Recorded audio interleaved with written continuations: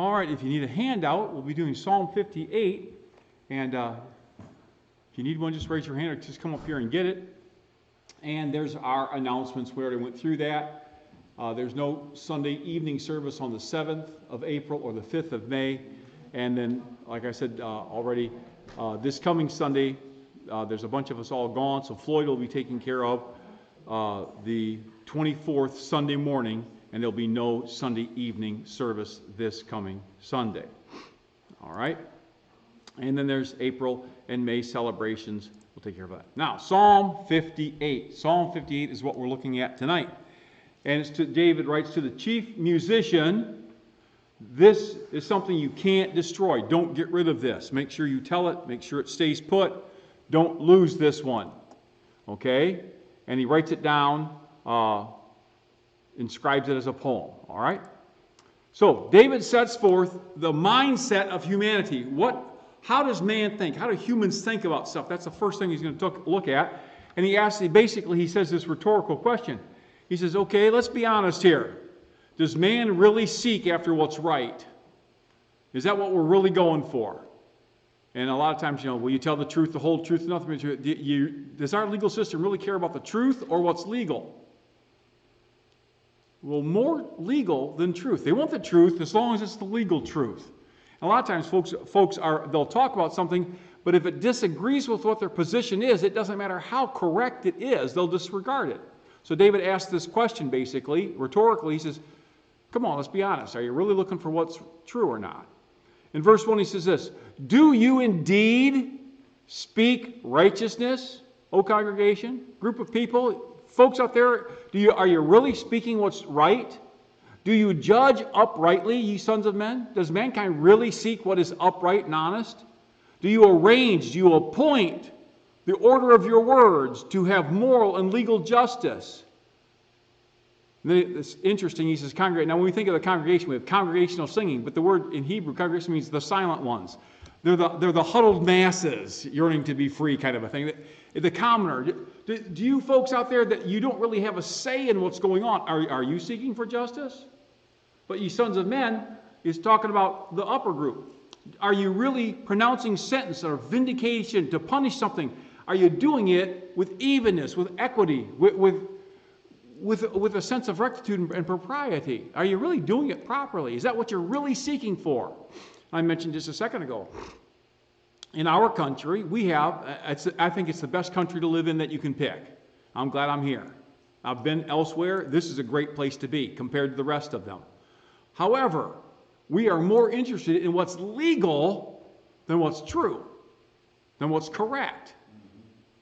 And that's what happens. And you'll see in the life of Jesus, in his earthly ministry, he condemns legality. He never says it's wrong per se. He said it leads to wrong.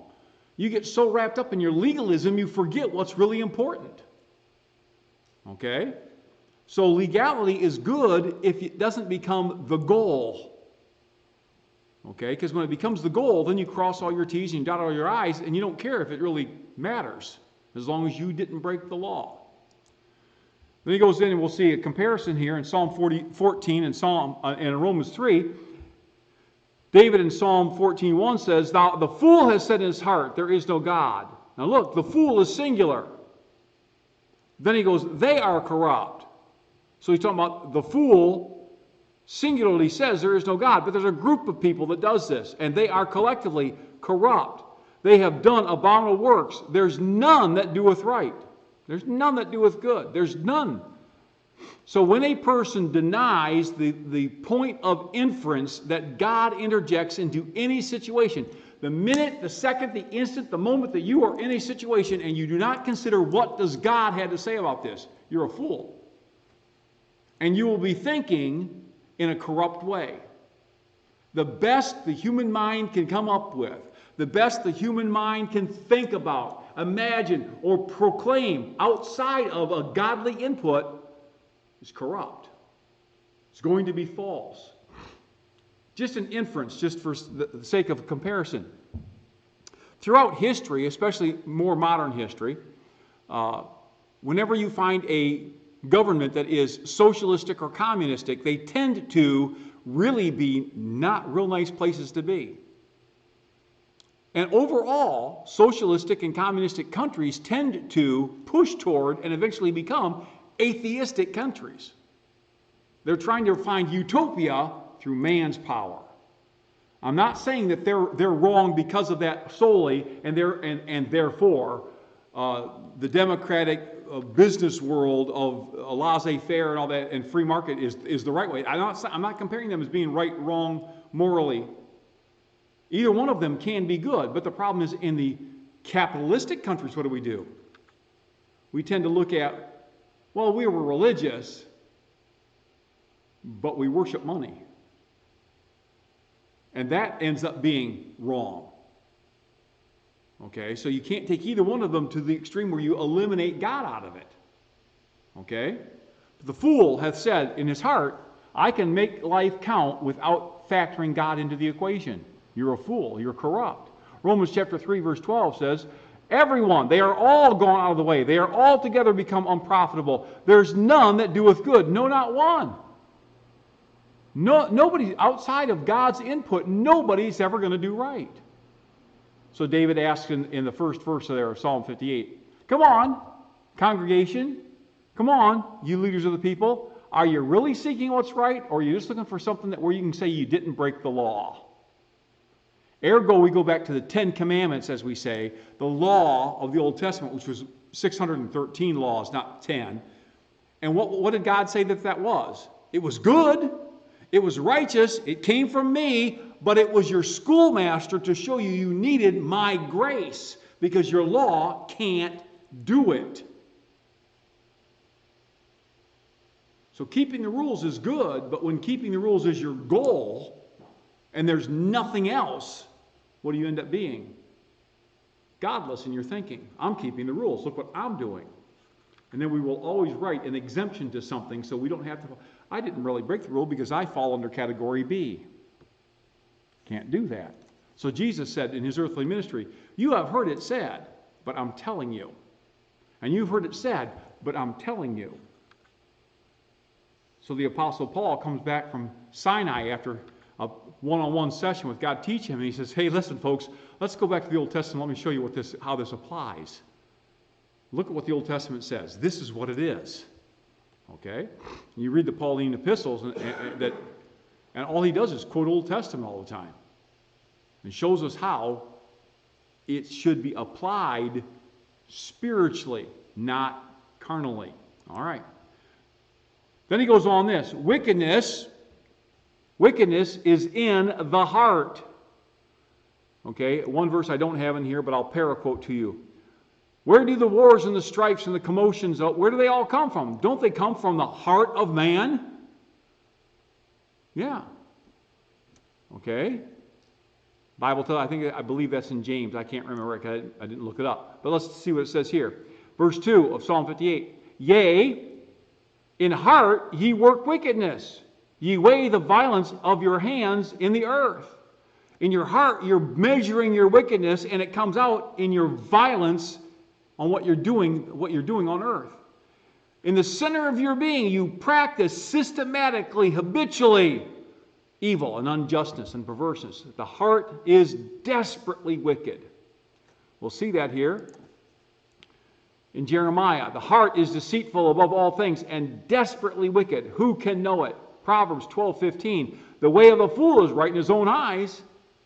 We do wrong, we legalize it, we legitimize it, and we think we're doing okay. But Proverbs 21, verse 2 says, every way of man is right in his own eyes. I think I'm right. But what is it? Apart from putting God into the equation, I am corrupt. I cannot do right outside of God. It's not within me to do it. My heart, my character, my nature is flawed. And one of the bad things, horrendous things, unfortunate things, however you want to put on it, that we have come to as a society agree on in the last 100 years is that mankind is basically good. And whenever he does wrong, there's a reason for that that's outside of him. So if we can change his environment, if we can change his upbringing, if we can change society, man will change. No! You can paint it any color you want, but inside it's full of corruption. You've got to get the heart changed. And if the heart doesn't change, man's corrupt. Man is not basically good. Man is a fallen creature under the curse of sin, living in the curse of sin with a corrupt nature. And the only thing that can help him, fix him, deliver him, is God. Okay? Well, see, not only is wickedness in the heart, but it's inborn. You're born with it. And again, we come back to this thing. Well, you know, man is basically good, but he just was raised bad. No. You were born with it. Look, what's it say here? Verse 3, Psalm 58. The wicked are estranged from the womb. They go astray as soon as they're born. They're speaking lies. They're full of falsehoods the second you're born. You're born with it. Man is not basically good. Now, when God created Adam and Eve in the Garden of Eden before they sinned, did they have the opportunity? Did they have the potential? Did they have the wherewithal where they could have been good? Yeah. But what did they do? They chose to defy God. Okay? Now get this. I know this is nothing new. It's not rocket surgery. But when there's two opposing viewpoints, they can't both be right. Either one or the other is wrong, or they're both wrong. And God said, basically, you can read it through there and find his exact wordings, but illustratively, God says, I'm God, I made you, this is what you should do, this is what you cannot do. And basically what he said was, don't eat of that tree, because the day you think you can make the rules, you have to be separated from me. Well, butt heads there. When you think you can make the rules, you think you're God. And you're not. If you want to be God, you be God over there. What can you do with a corrupt world? This is what I created. If you think you can make the rules, do it on your own. And so ever since then, we've been living in a corrupt world. And God says, if you want this fixed, turn to me. Come back to me. And I'll take you out of that corruption. But the corruption you're in is the corruption that you have chosen to be in, and you're born with it. You've got to renounce it. You've got to accept the fact that that's what you are, and you need me to intervene. All right. So they're estranged from the truth. They're into wickedness from the womb. Ephesians chapter 4 talks about the examples here.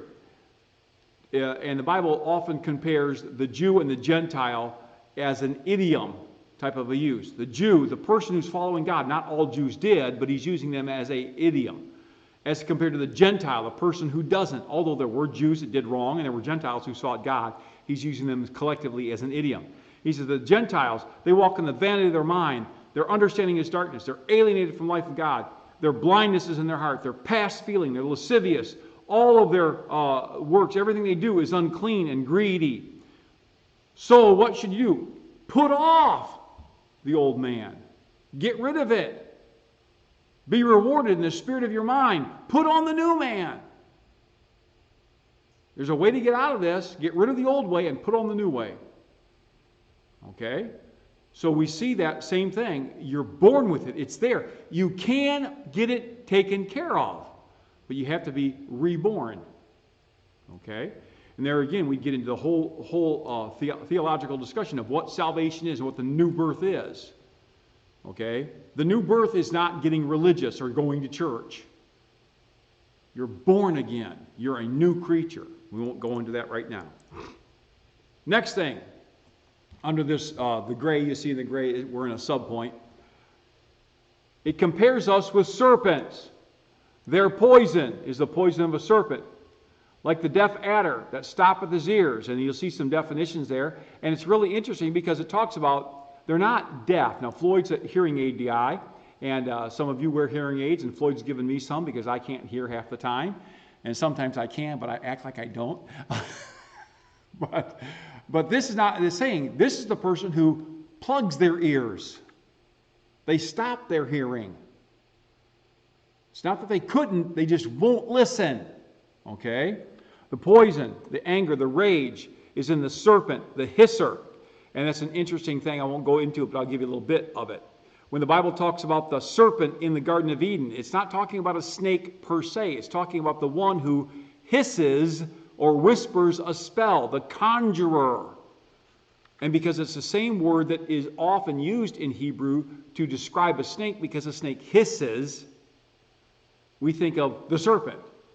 So it's frequently understood as serpent, but the serpent is an idiomatic usage from the word that doesn't say serpent, because they have a word for snake.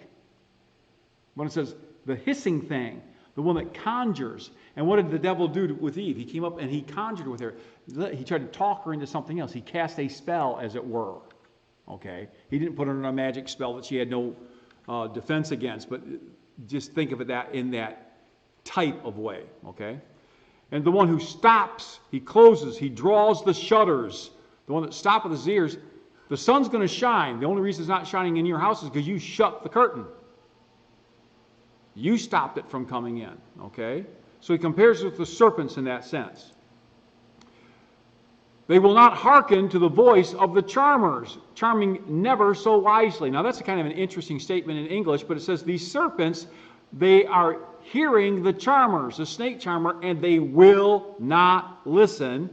And when you look at that, charming never so wisely means the person is joining the words to teach wisdom. The charmer is doing what he can, and the snake just will not pay attention. He refuses to listen to it. He says, that's what it's like. We should not be that way. We should never get to where we're not listening to God, especially because we're the children of God, because we accepted Christ as Savior. As an unsaved person, we should still listen to Him and accept Him. But now that we've accepted Him, we should never ignore what He's saying. Okay? So we refuse to listen even though the words are put together to teach wisdom. We will not hear them. 2 Timothy 4, verse 3 and 4 says this, the time will come when they, people, unbelievers, will not endure sound doctrine, sound teaching, but after their own lusts they shall heap to themselves teachers having itching ears. They shall turn away their ears from the truth and be turned unto fables. And if you look at the Greek, it actually means they will be turned to fables. They will turn willingly. I want to hear something I want to hear. I don't want the truth. Don't bother me with the truth. I have my opinion. Proverbs chapter 8, verse 33 and 4 says, hear instruction and be wise. Don't refuse it. Blessed is the man that hears me, wisdom is speaking. Blessed is the man that hears me, wisdom, watching daily at my gates, waiting at the post of my doors. Not just a person who hears me, but that is seeking me.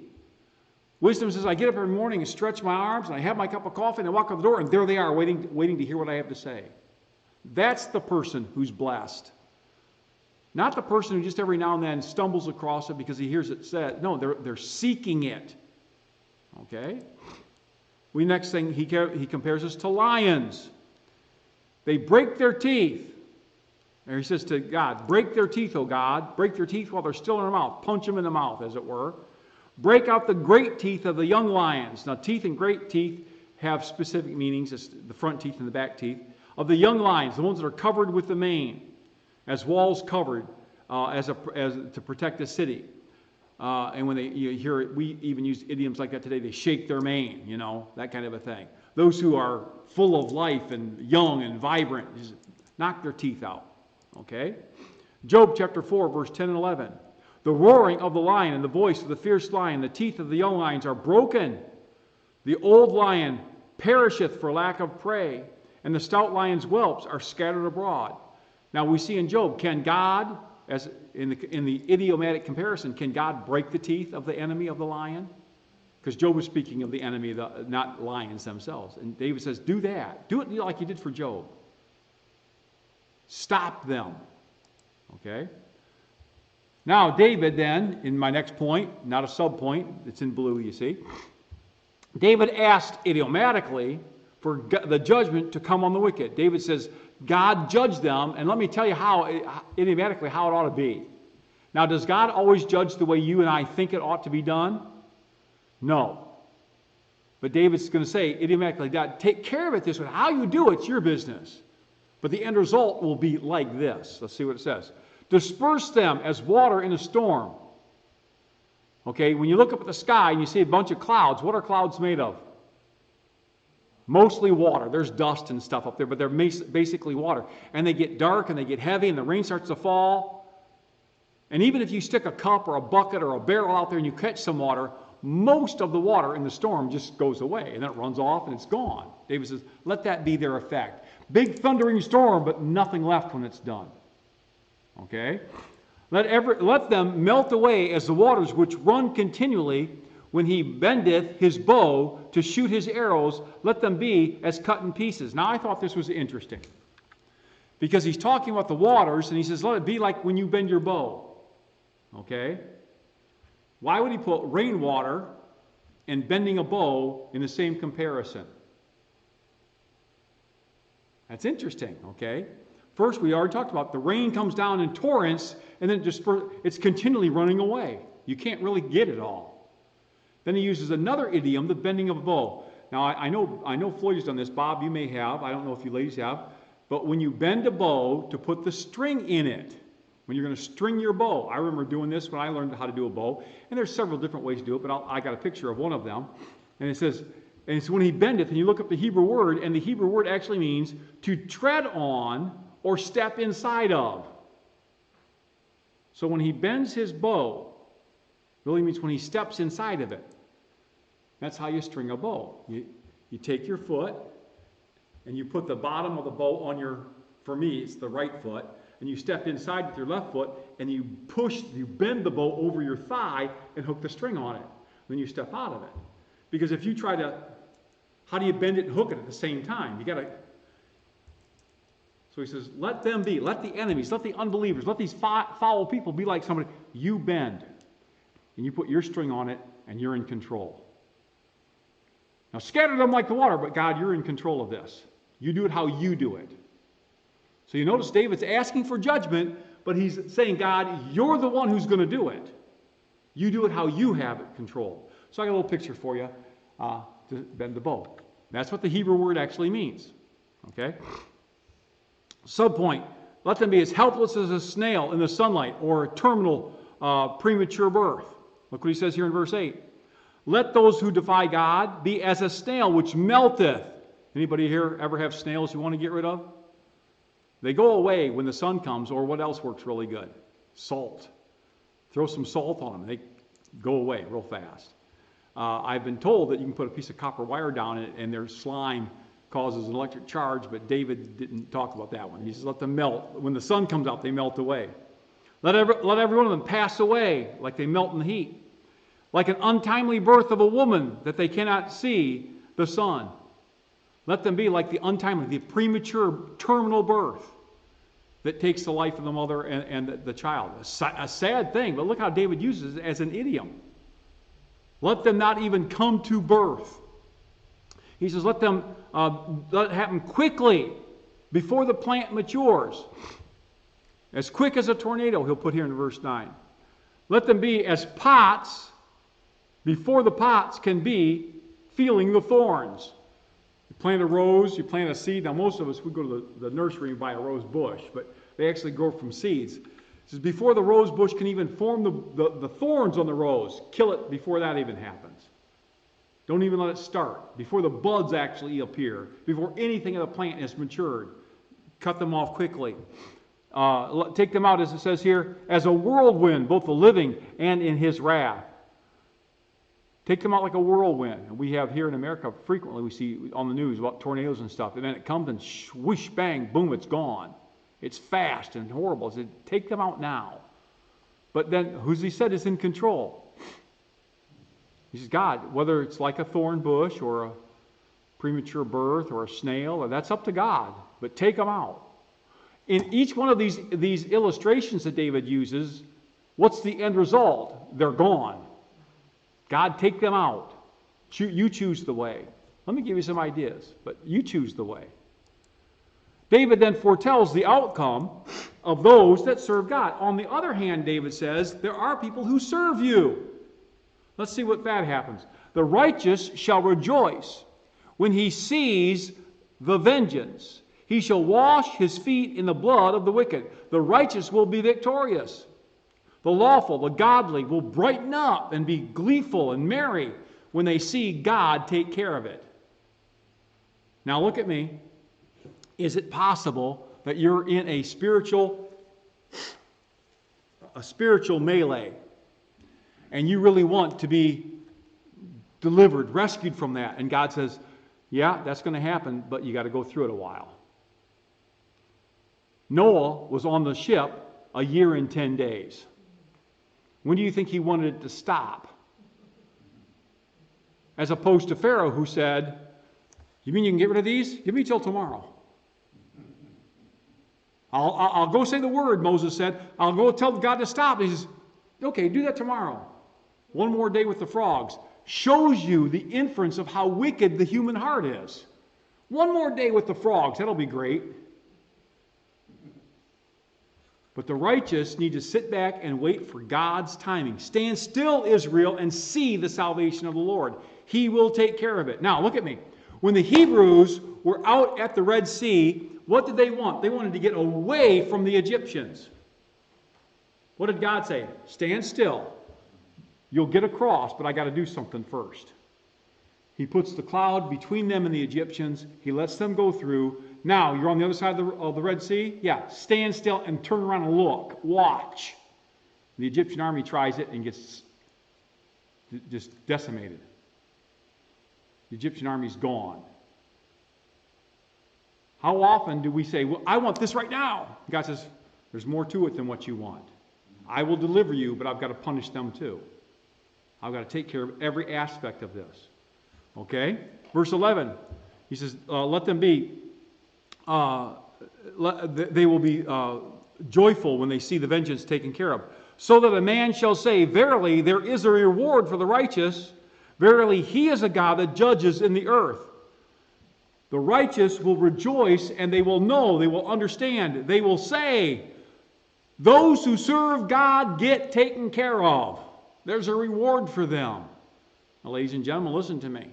I can only tell you what the Bible says and what I have experienced on this. There is a reward. There are times I didn't earn the reward. There were times God wanted to give me more blessing, and He couldn't because I was an idiot. But when I would yield to God, God has always delivered me, always taken care of me, always protected me, always done what I needed to have. Every time. The only thing that ever got in the way was me. And so I would have fit not into verse 10, the righteous shall say. When I was unrighteous, I couldn't say that.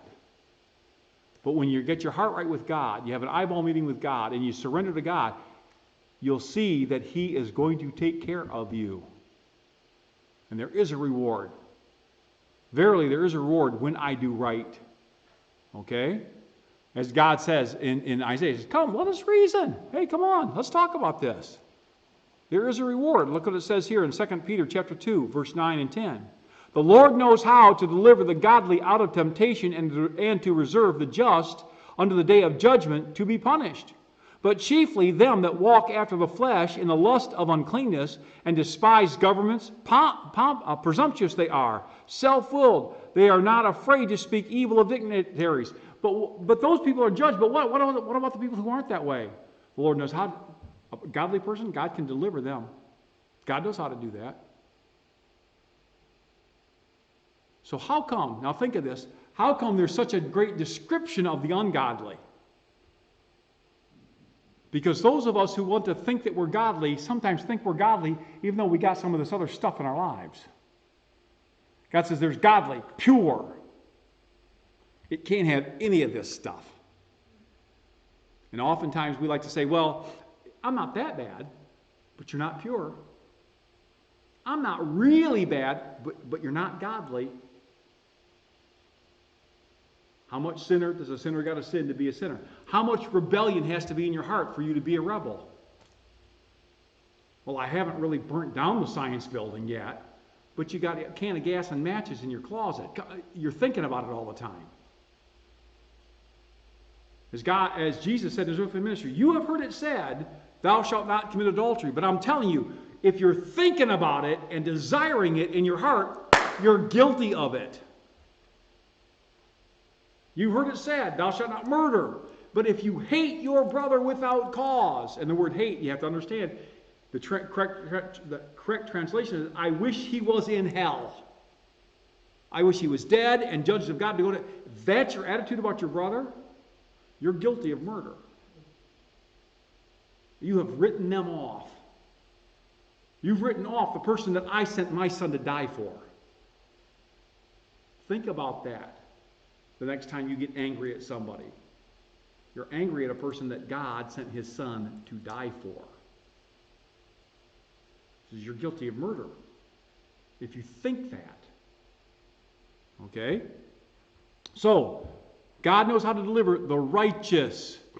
Were there ever people in the Bible, we're given an illustration, and this is not exclusive every time, or it doesn't mean it happened this way every time, but can you think of any times in the Bible, and I challenge you to go through and find some of these, where there's a person, a prophet or somebody, that's supposed to be religiously active, and they get in a strait and things didn't work out. There are a couple times in the Bible where God says, yeah, this is going to happen, and I'm not going to deliver you, because this is what you did. Look them up. Here's an easy one. Samson. Why was he blinded and chained to the pillars of the temple? Because he wasn't righteous. Was he God's prophet? Yep. Did God give him his strength? Yep. Did God want to use him? Yep. What was Samson's attitude? I have this blessing from God. I can do anything I want. And he wasn't righteous. I'm not saying how it pertains to his salvation or lack thereof. That's between him and God. Because if we were saved only if we did perfectly, then salvation would be something we earned. But blessings of God isn't the free gift. Okay? So, Samson is just one illustration of that. All right, that is the end of Psalm 58. Any comments or questions? Remember, God knows how to deliver the godly, the righteous, out of trouble, out of temptation, out of trial. Does it always mean that God will deliver, if you're godly, if you are a godly person, does it always mean God will deliver you the way you think it should be done, when you think it should be done? No. But will it be done? Yep. Stand still and wait for God to do it. Okay? God will always take care of it. All right. Well, let's have a word of prayer and we will be done. And don't forget, coming up this Sunday, no evening service, then on the 7th and 5th of the next 2 months. Okay? Let's pray. Dear Lord God, we thank you for your love for us. Help us to serve and honor Jesus Christ in all that we do. Help us to study our Bibles, learn them, know it, and ask the Holy Spirit constantly to guide us and direct us. Help us, Lord, to always lean on your will. For it's in the name of Christ I pray. Amen. As you leave tonight, Floyd's got an offering plate back there. Give what you can, and we'll try to pay our bills. You are dismissed.